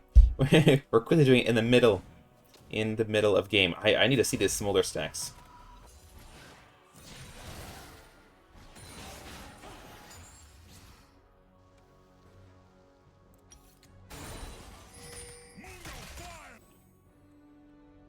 As unfortunately, doesn't look like I can, unless I'm completely doing it wrong. I mean, I had completely forgotten the hotkey for it, so when there's a downtime, I will quickly search up how to do that and get these smaller stacks account for you guys here. As TP does come down from the Mundo, looking towards starting up this second Hextech Drake. It is going to be a proper 5v5 here, TP coming down from both top laners. The dragon has been started up. Jack's just hitting on that now. I mean, you guys have the go buttons. You got the Malphite ult, so it's up to you to engage onto it. They're just gonna hit this dragon until you do something. As we're going for midway.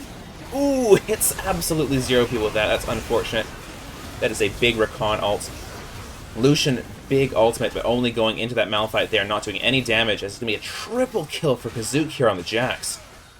Ahri Charm, but that's into the Mundo passive, and oh man. Mundo ult going down, wants to chase them under tower. Alright, Mundo goes where he pleases, and he wants to destroy this Ahri here in the mid lane. As, oh, Flash comes in from the Lucian barrier as well, but I don't think it's going to be doing much. You're just dancing around the tower. Oh my goodness, that feels terrible. Oh my god. Wow. What an extended fight from Canada Dry, as they... Yeah. A little bit of a botched engage there from that Malphite ultimate, and then the counter engage by that Rakan, very, very big, is able to knock up 3 people and get a charm into everyone. Lucian ult goes wide and just hits the Mundo, which is not the target that you want, especially considering he has a bunch of health. And then, yeah, once that triple kill goes over to the Jax, then just running down those other 2 with that Mundo ultimate. That's something. That is something. Yeah, he's really he's dancing on him. He's circled that inner hit twice, I think.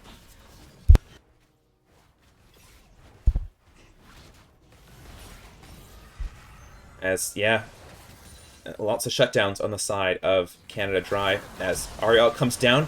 Ooh, nice dash away from the charm, but unfortunately isn't able to land that knock up, so it does go down to the Q and pull back. Unfortunate death here from the Vel'Koz, but the rest of your team might be able to carry you here.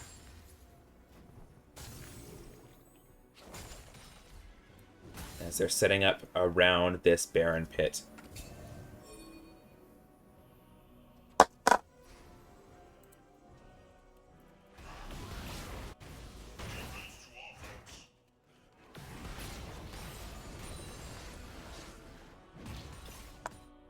Just clearing out vision.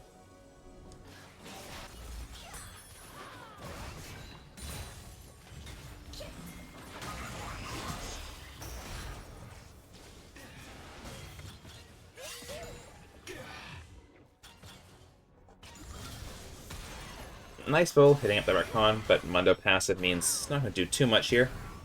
As, oh, PP Dip in a load of trouble here. Does pop that ultimate, but you are in among 5 people, and they're just gonna wait for you to come out. You are trapped in a cage. Flash over the wall, nice out. If you can use that Hex Gate, and he is out. What an escape. Mistimed there from that Rakan, just not able to knock up, and then gets the flash out to that Hex Tech. Or not Hex Tech, but those Hex Gates. Able to escape.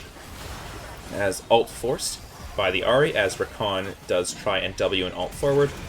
Charm does go down, but Charm in return, Ahri able to hit that one and take down the Rakan, as Nami ult in return knocks out the Jax.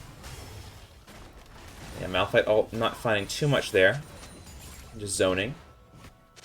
It's going to be a 1-0 as the Baron is up, Dragon in 2 minutes.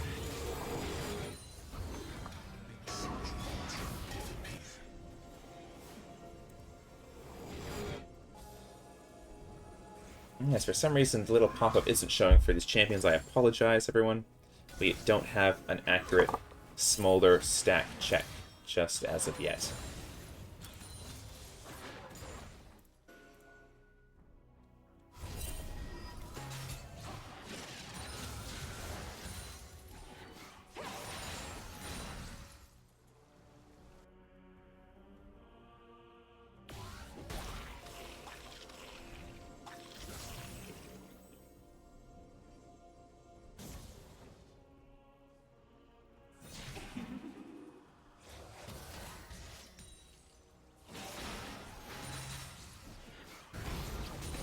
Looks like Baron. Gonna start it here for the side of Canada Dry. I mean, Ahri is bot lane, does have TP, but do they know this is happening? They are checking now, but 7k. Mordekaiser is around. TP does go down from the Ahri, but turning into the fight, you need to hit this Mordekaiser. That's the one that you want to hit. That's 3k. Very, very close. Jax, you need to be able to smite this. You gotta outsmite this. There you go, gets that smite down. Rakan does die to that Lucian damage, but they do secure the Baron for it, so trading your support for... I mean, both supports die, so a 1-for-1, but you get the Baron. I think you're very, very happy with that.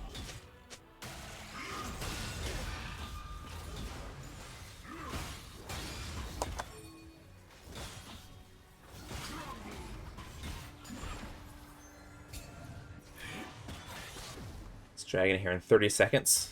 Nice setup here for the side of 5 guys. But, I mean, it's 30 seconds. No time to recall here. I think if you're recalling, you know, you're not protecting your vision line. You gotta stay around. 15 seconds. Oh, recall does get completed. I think Oh, and Lucian's recalling as well. What's happening here? They're going to get the tower, but Dragon's up next. You guys got to stick around and play for that one. As they're going to back off now towards the Dragon, and... yeah, bit of a disaster here. I think this... maybe not the best macro game here, but, I mean, I think all teams will get there eventually to fight over this first Dragon.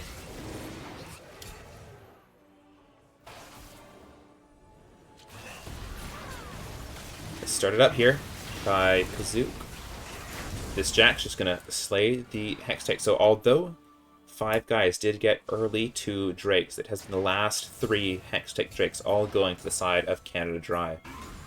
No, it was a slow start for them, but hey, they are doing what their comp is designed to do, and they are scaling. As we must be getting close to the Smolder 225 stat. They're looking to try and take away TP Diff's jungle and look for a play on this top or mid lane.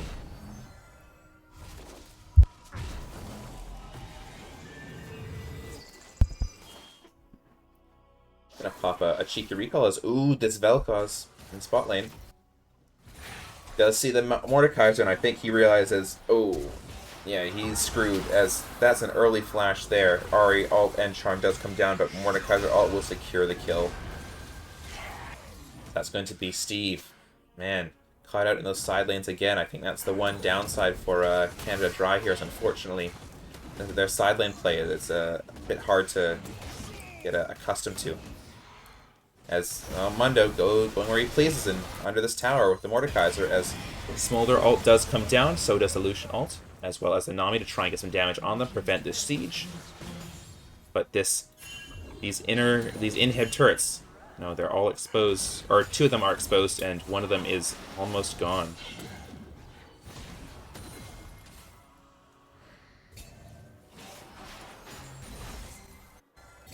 Setting up some vision here. No objectives up on the map just yet, so still playing around these lanes, trying to push them in and get these turrets down. Oh, Smolder. Yeah, 3.5 items. This top laner Mundo, very, very strong. 4 items. He is going to be very, very difficult to take down. I think that, yeah, I am not seeing anyone except for maybe the Mordekaiser on the side of 5 guys who's going to be able to take down this Mundo, especially in team fights. Yes, you do have the Lucian, and he has completed his Mortal Reminder, but is it going to do enough, especially into the likes of the Jax with Counter-Strike as well as the Mundo Ultimate? You know, this was your early game win condition, but now at 4 items for these 4 items for now these tanky champions, it's very hard to get through them, especially with a champion like Lucian who wants to burst them down, especially to help that Nami. Tough position here for the side of 5 guys. Just trading while they take waves, but it's a Mundo they're trading with. He's just stacking up that health with Heartsteel. As, oh, Rakan might be out of position there. Ahri Charm does hit, and Rakan nowhere to go, so just has to walk away. As Mordekaiser ult does hit the, I believe that was the Jax that it hit, but right in the middle as, ooh, engaged from the Malphite, but no response as this Mundo is just going crazy on the backline. Don't do it again, Mundo. Don't do it again. I gotta watch this. I gotta watch this. Oh no. Barrier does come down. Flash does come down. 1v3 and he just walks it out. Oh, that's a champ if I ever saw one. Oh my goodness. And now he's tanking up turrets. Gonna hit that without any repercussions. Sure thing. As we did see, Smolder does have stacks now as the Execute is online. But they might not even live long enough to take it. I mean, support and jungler are dead. They're pushing here. Not much of a wave, but they are still trying to do something.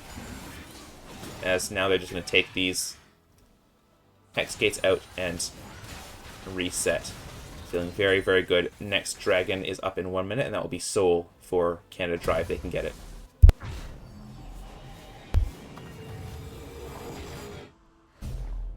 Tater Tot in chat, it is 1... Yes, it is 1-0 to Canada Dry. If they take the second game, that will be the series. That will be a sweep for Canada Dry. So, I think 5 guys is hoping this will go to Game 3, but we'll have to see. It's been a bit of a stomp so far. Well, sorry, not a bit of a stomp. It has been a bit of a scaling game in both these matches, and, well, Canada Dry does have that scaling with the Smolder and the Mundo, so have to see what ends up happening here. As the setup for Dragon is going to be done first by 5 guys. Mundo pushing that top lane. Malphite is responding to it. Just a handshake. Top laner saying, look, we'll clear waves. We'll do our job.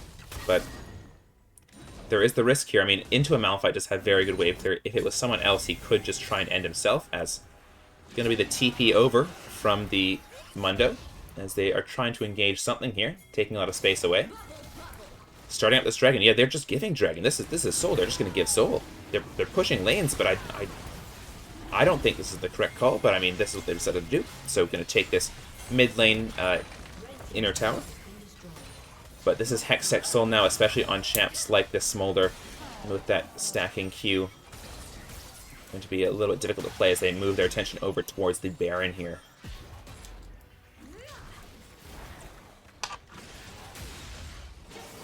Alright, engage does come down, but a little bit of a misengage. We just see Rakan alone versus 3 people. The ultimate not going to do much. Mordekaiser ult does go onto the Malphite. He's the only one that can really kill him at this point.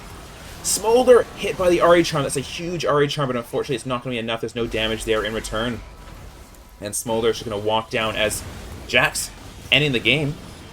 Does Hourglass, but hey, that's very bold. You're all alone. You did take down both of those inhibitors, both of those Nexus towers, but I mean, 1v3, you don't have enough to take them down, unfortunately. I think waiting for your team might have been the smarter decision there. But they are trying to end here. Smolder does have stacks. Mordekaiser. Mundo has 3 M champions in this game. Mundo does pop ultimate, and he will be unkillable as double kill over the Smolder. And that's going to be game number 2, going over to Canada Dry. Oh my goodness. What a game. That's Scaling and Mundo for you there. Oh my goodness. Oh my goodness.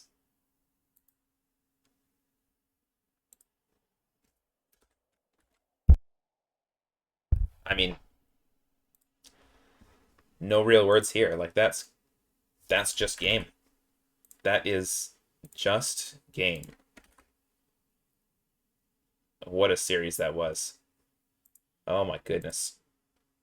So, 2-0 for Canada Dry, confirming them as the 2nd seed now for the Light Shield Division, I believe is the correct name for it, the Light Shield Division.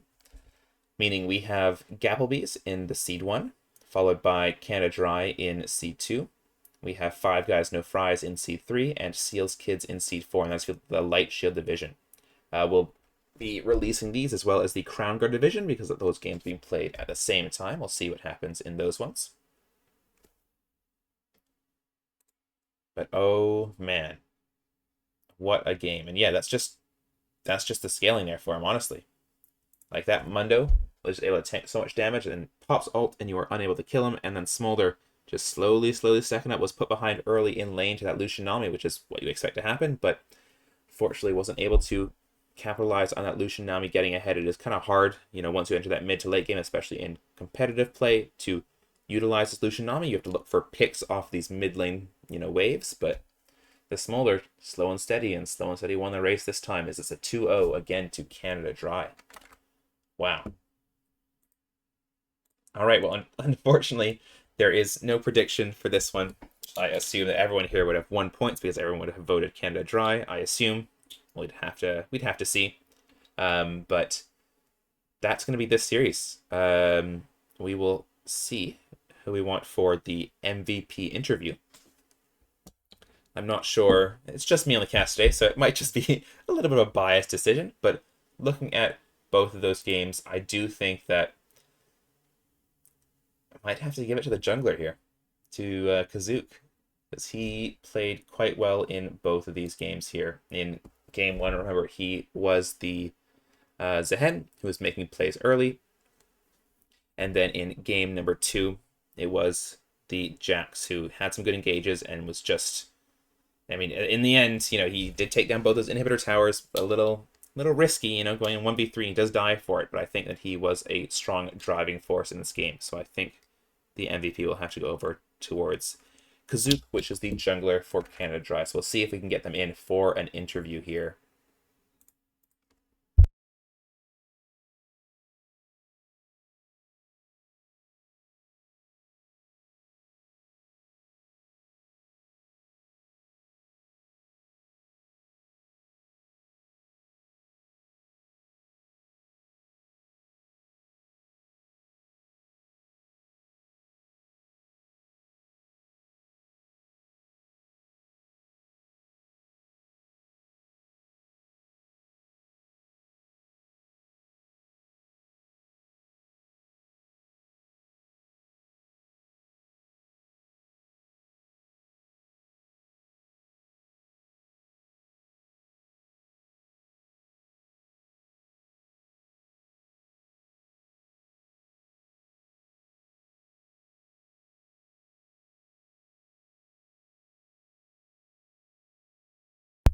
Just waiting on a response. If Kazuka's unavailable, we might get someone else in, but looks like they are around, so we will pull them in for an MVP interview.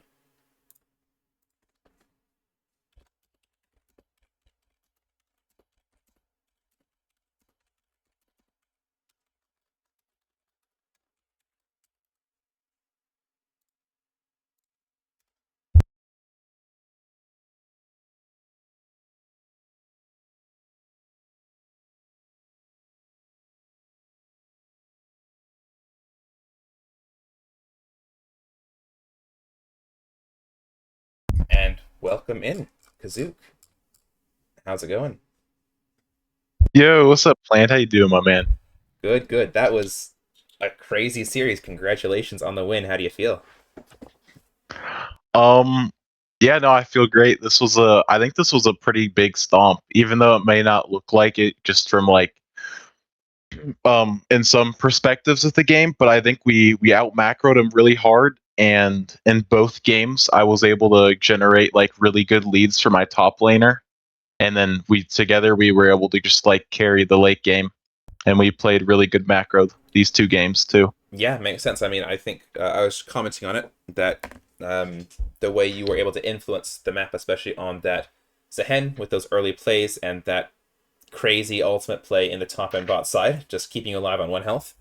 And then on that Yes, Jax sir. game, jumping around, and then I wasn't expecting it, but the Counter Strike engage is actually popped off in that game. So very well played. And that's, like you said, getting your top lane ahead, that Ornn in the first game, setting up fights for you, and that Mundo, which was kind of disgusting in that second game. He was Oh my unkillable. gosh. Bro, the Drake play where like me and Ro had a really good engage and like Mundo's just running him down to like almost his tier 2 turrets, bro, at his Yep. inhib. We were all just giggling and laughing for like that whole minute while that was happening. Well, And that we was have our a all-star screens. Just panned onto the Mundo running down the Lucian, bro. It's so funny. it was, I mean, yeah, the cast, because it was there, you got a triple kill on that Jax, and I was like, great, that's a great fight. You won the fight. Okay, it's gonna go over the dragon, and then wait a minute, Mundo's walking on the Arya. He ults away. Wait, just flashes in a tower, pops the ult. Okay, that's it. End of the fight. Wait a minute, he's going to the tier 2 tower. Okay, well, flash So out from good. Lucian, barrier from Lucian. He runs 2 circles around the inhib, kills Lucian, walks away. I'm like, okay, who let this guy into the game? Like, that was a crazy play. So yeah, I can absolutely see how you got them ahead, and they kind of carried from there. So I know that there was, well, maybe not some talk, but both of your teams were in contention for the second seed, both you, Canada Dry, and Five Guys No Fries. So with this win, it's put you as the second seed for the Light Shield division. Coming into this game, was there a bit of a worry? Because I know that Five Guys No Fries has also won some games and done well. So was there any concern with winning these games? Were you guys pretty confident? How are you feeling going into the match? Um, I was low key, not because of the team. I was a little demoralized because I'm gonna be honest, bro. I like ever since the start of the tournament, I have like been permanently flamed, and there was like a little thing that happened yesterday with between me and Geppetto, and it was basically like a whole like 20 minutes in our team chat of me just getting flamed.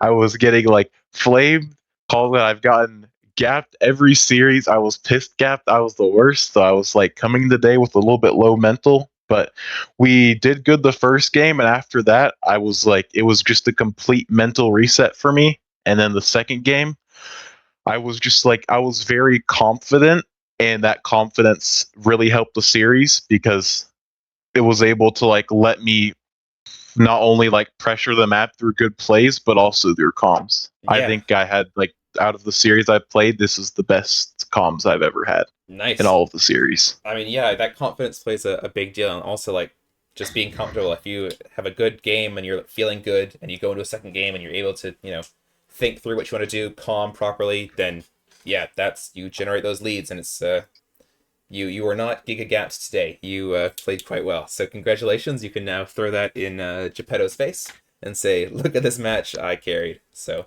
congratulations there. Thank you, How? bro. No worries.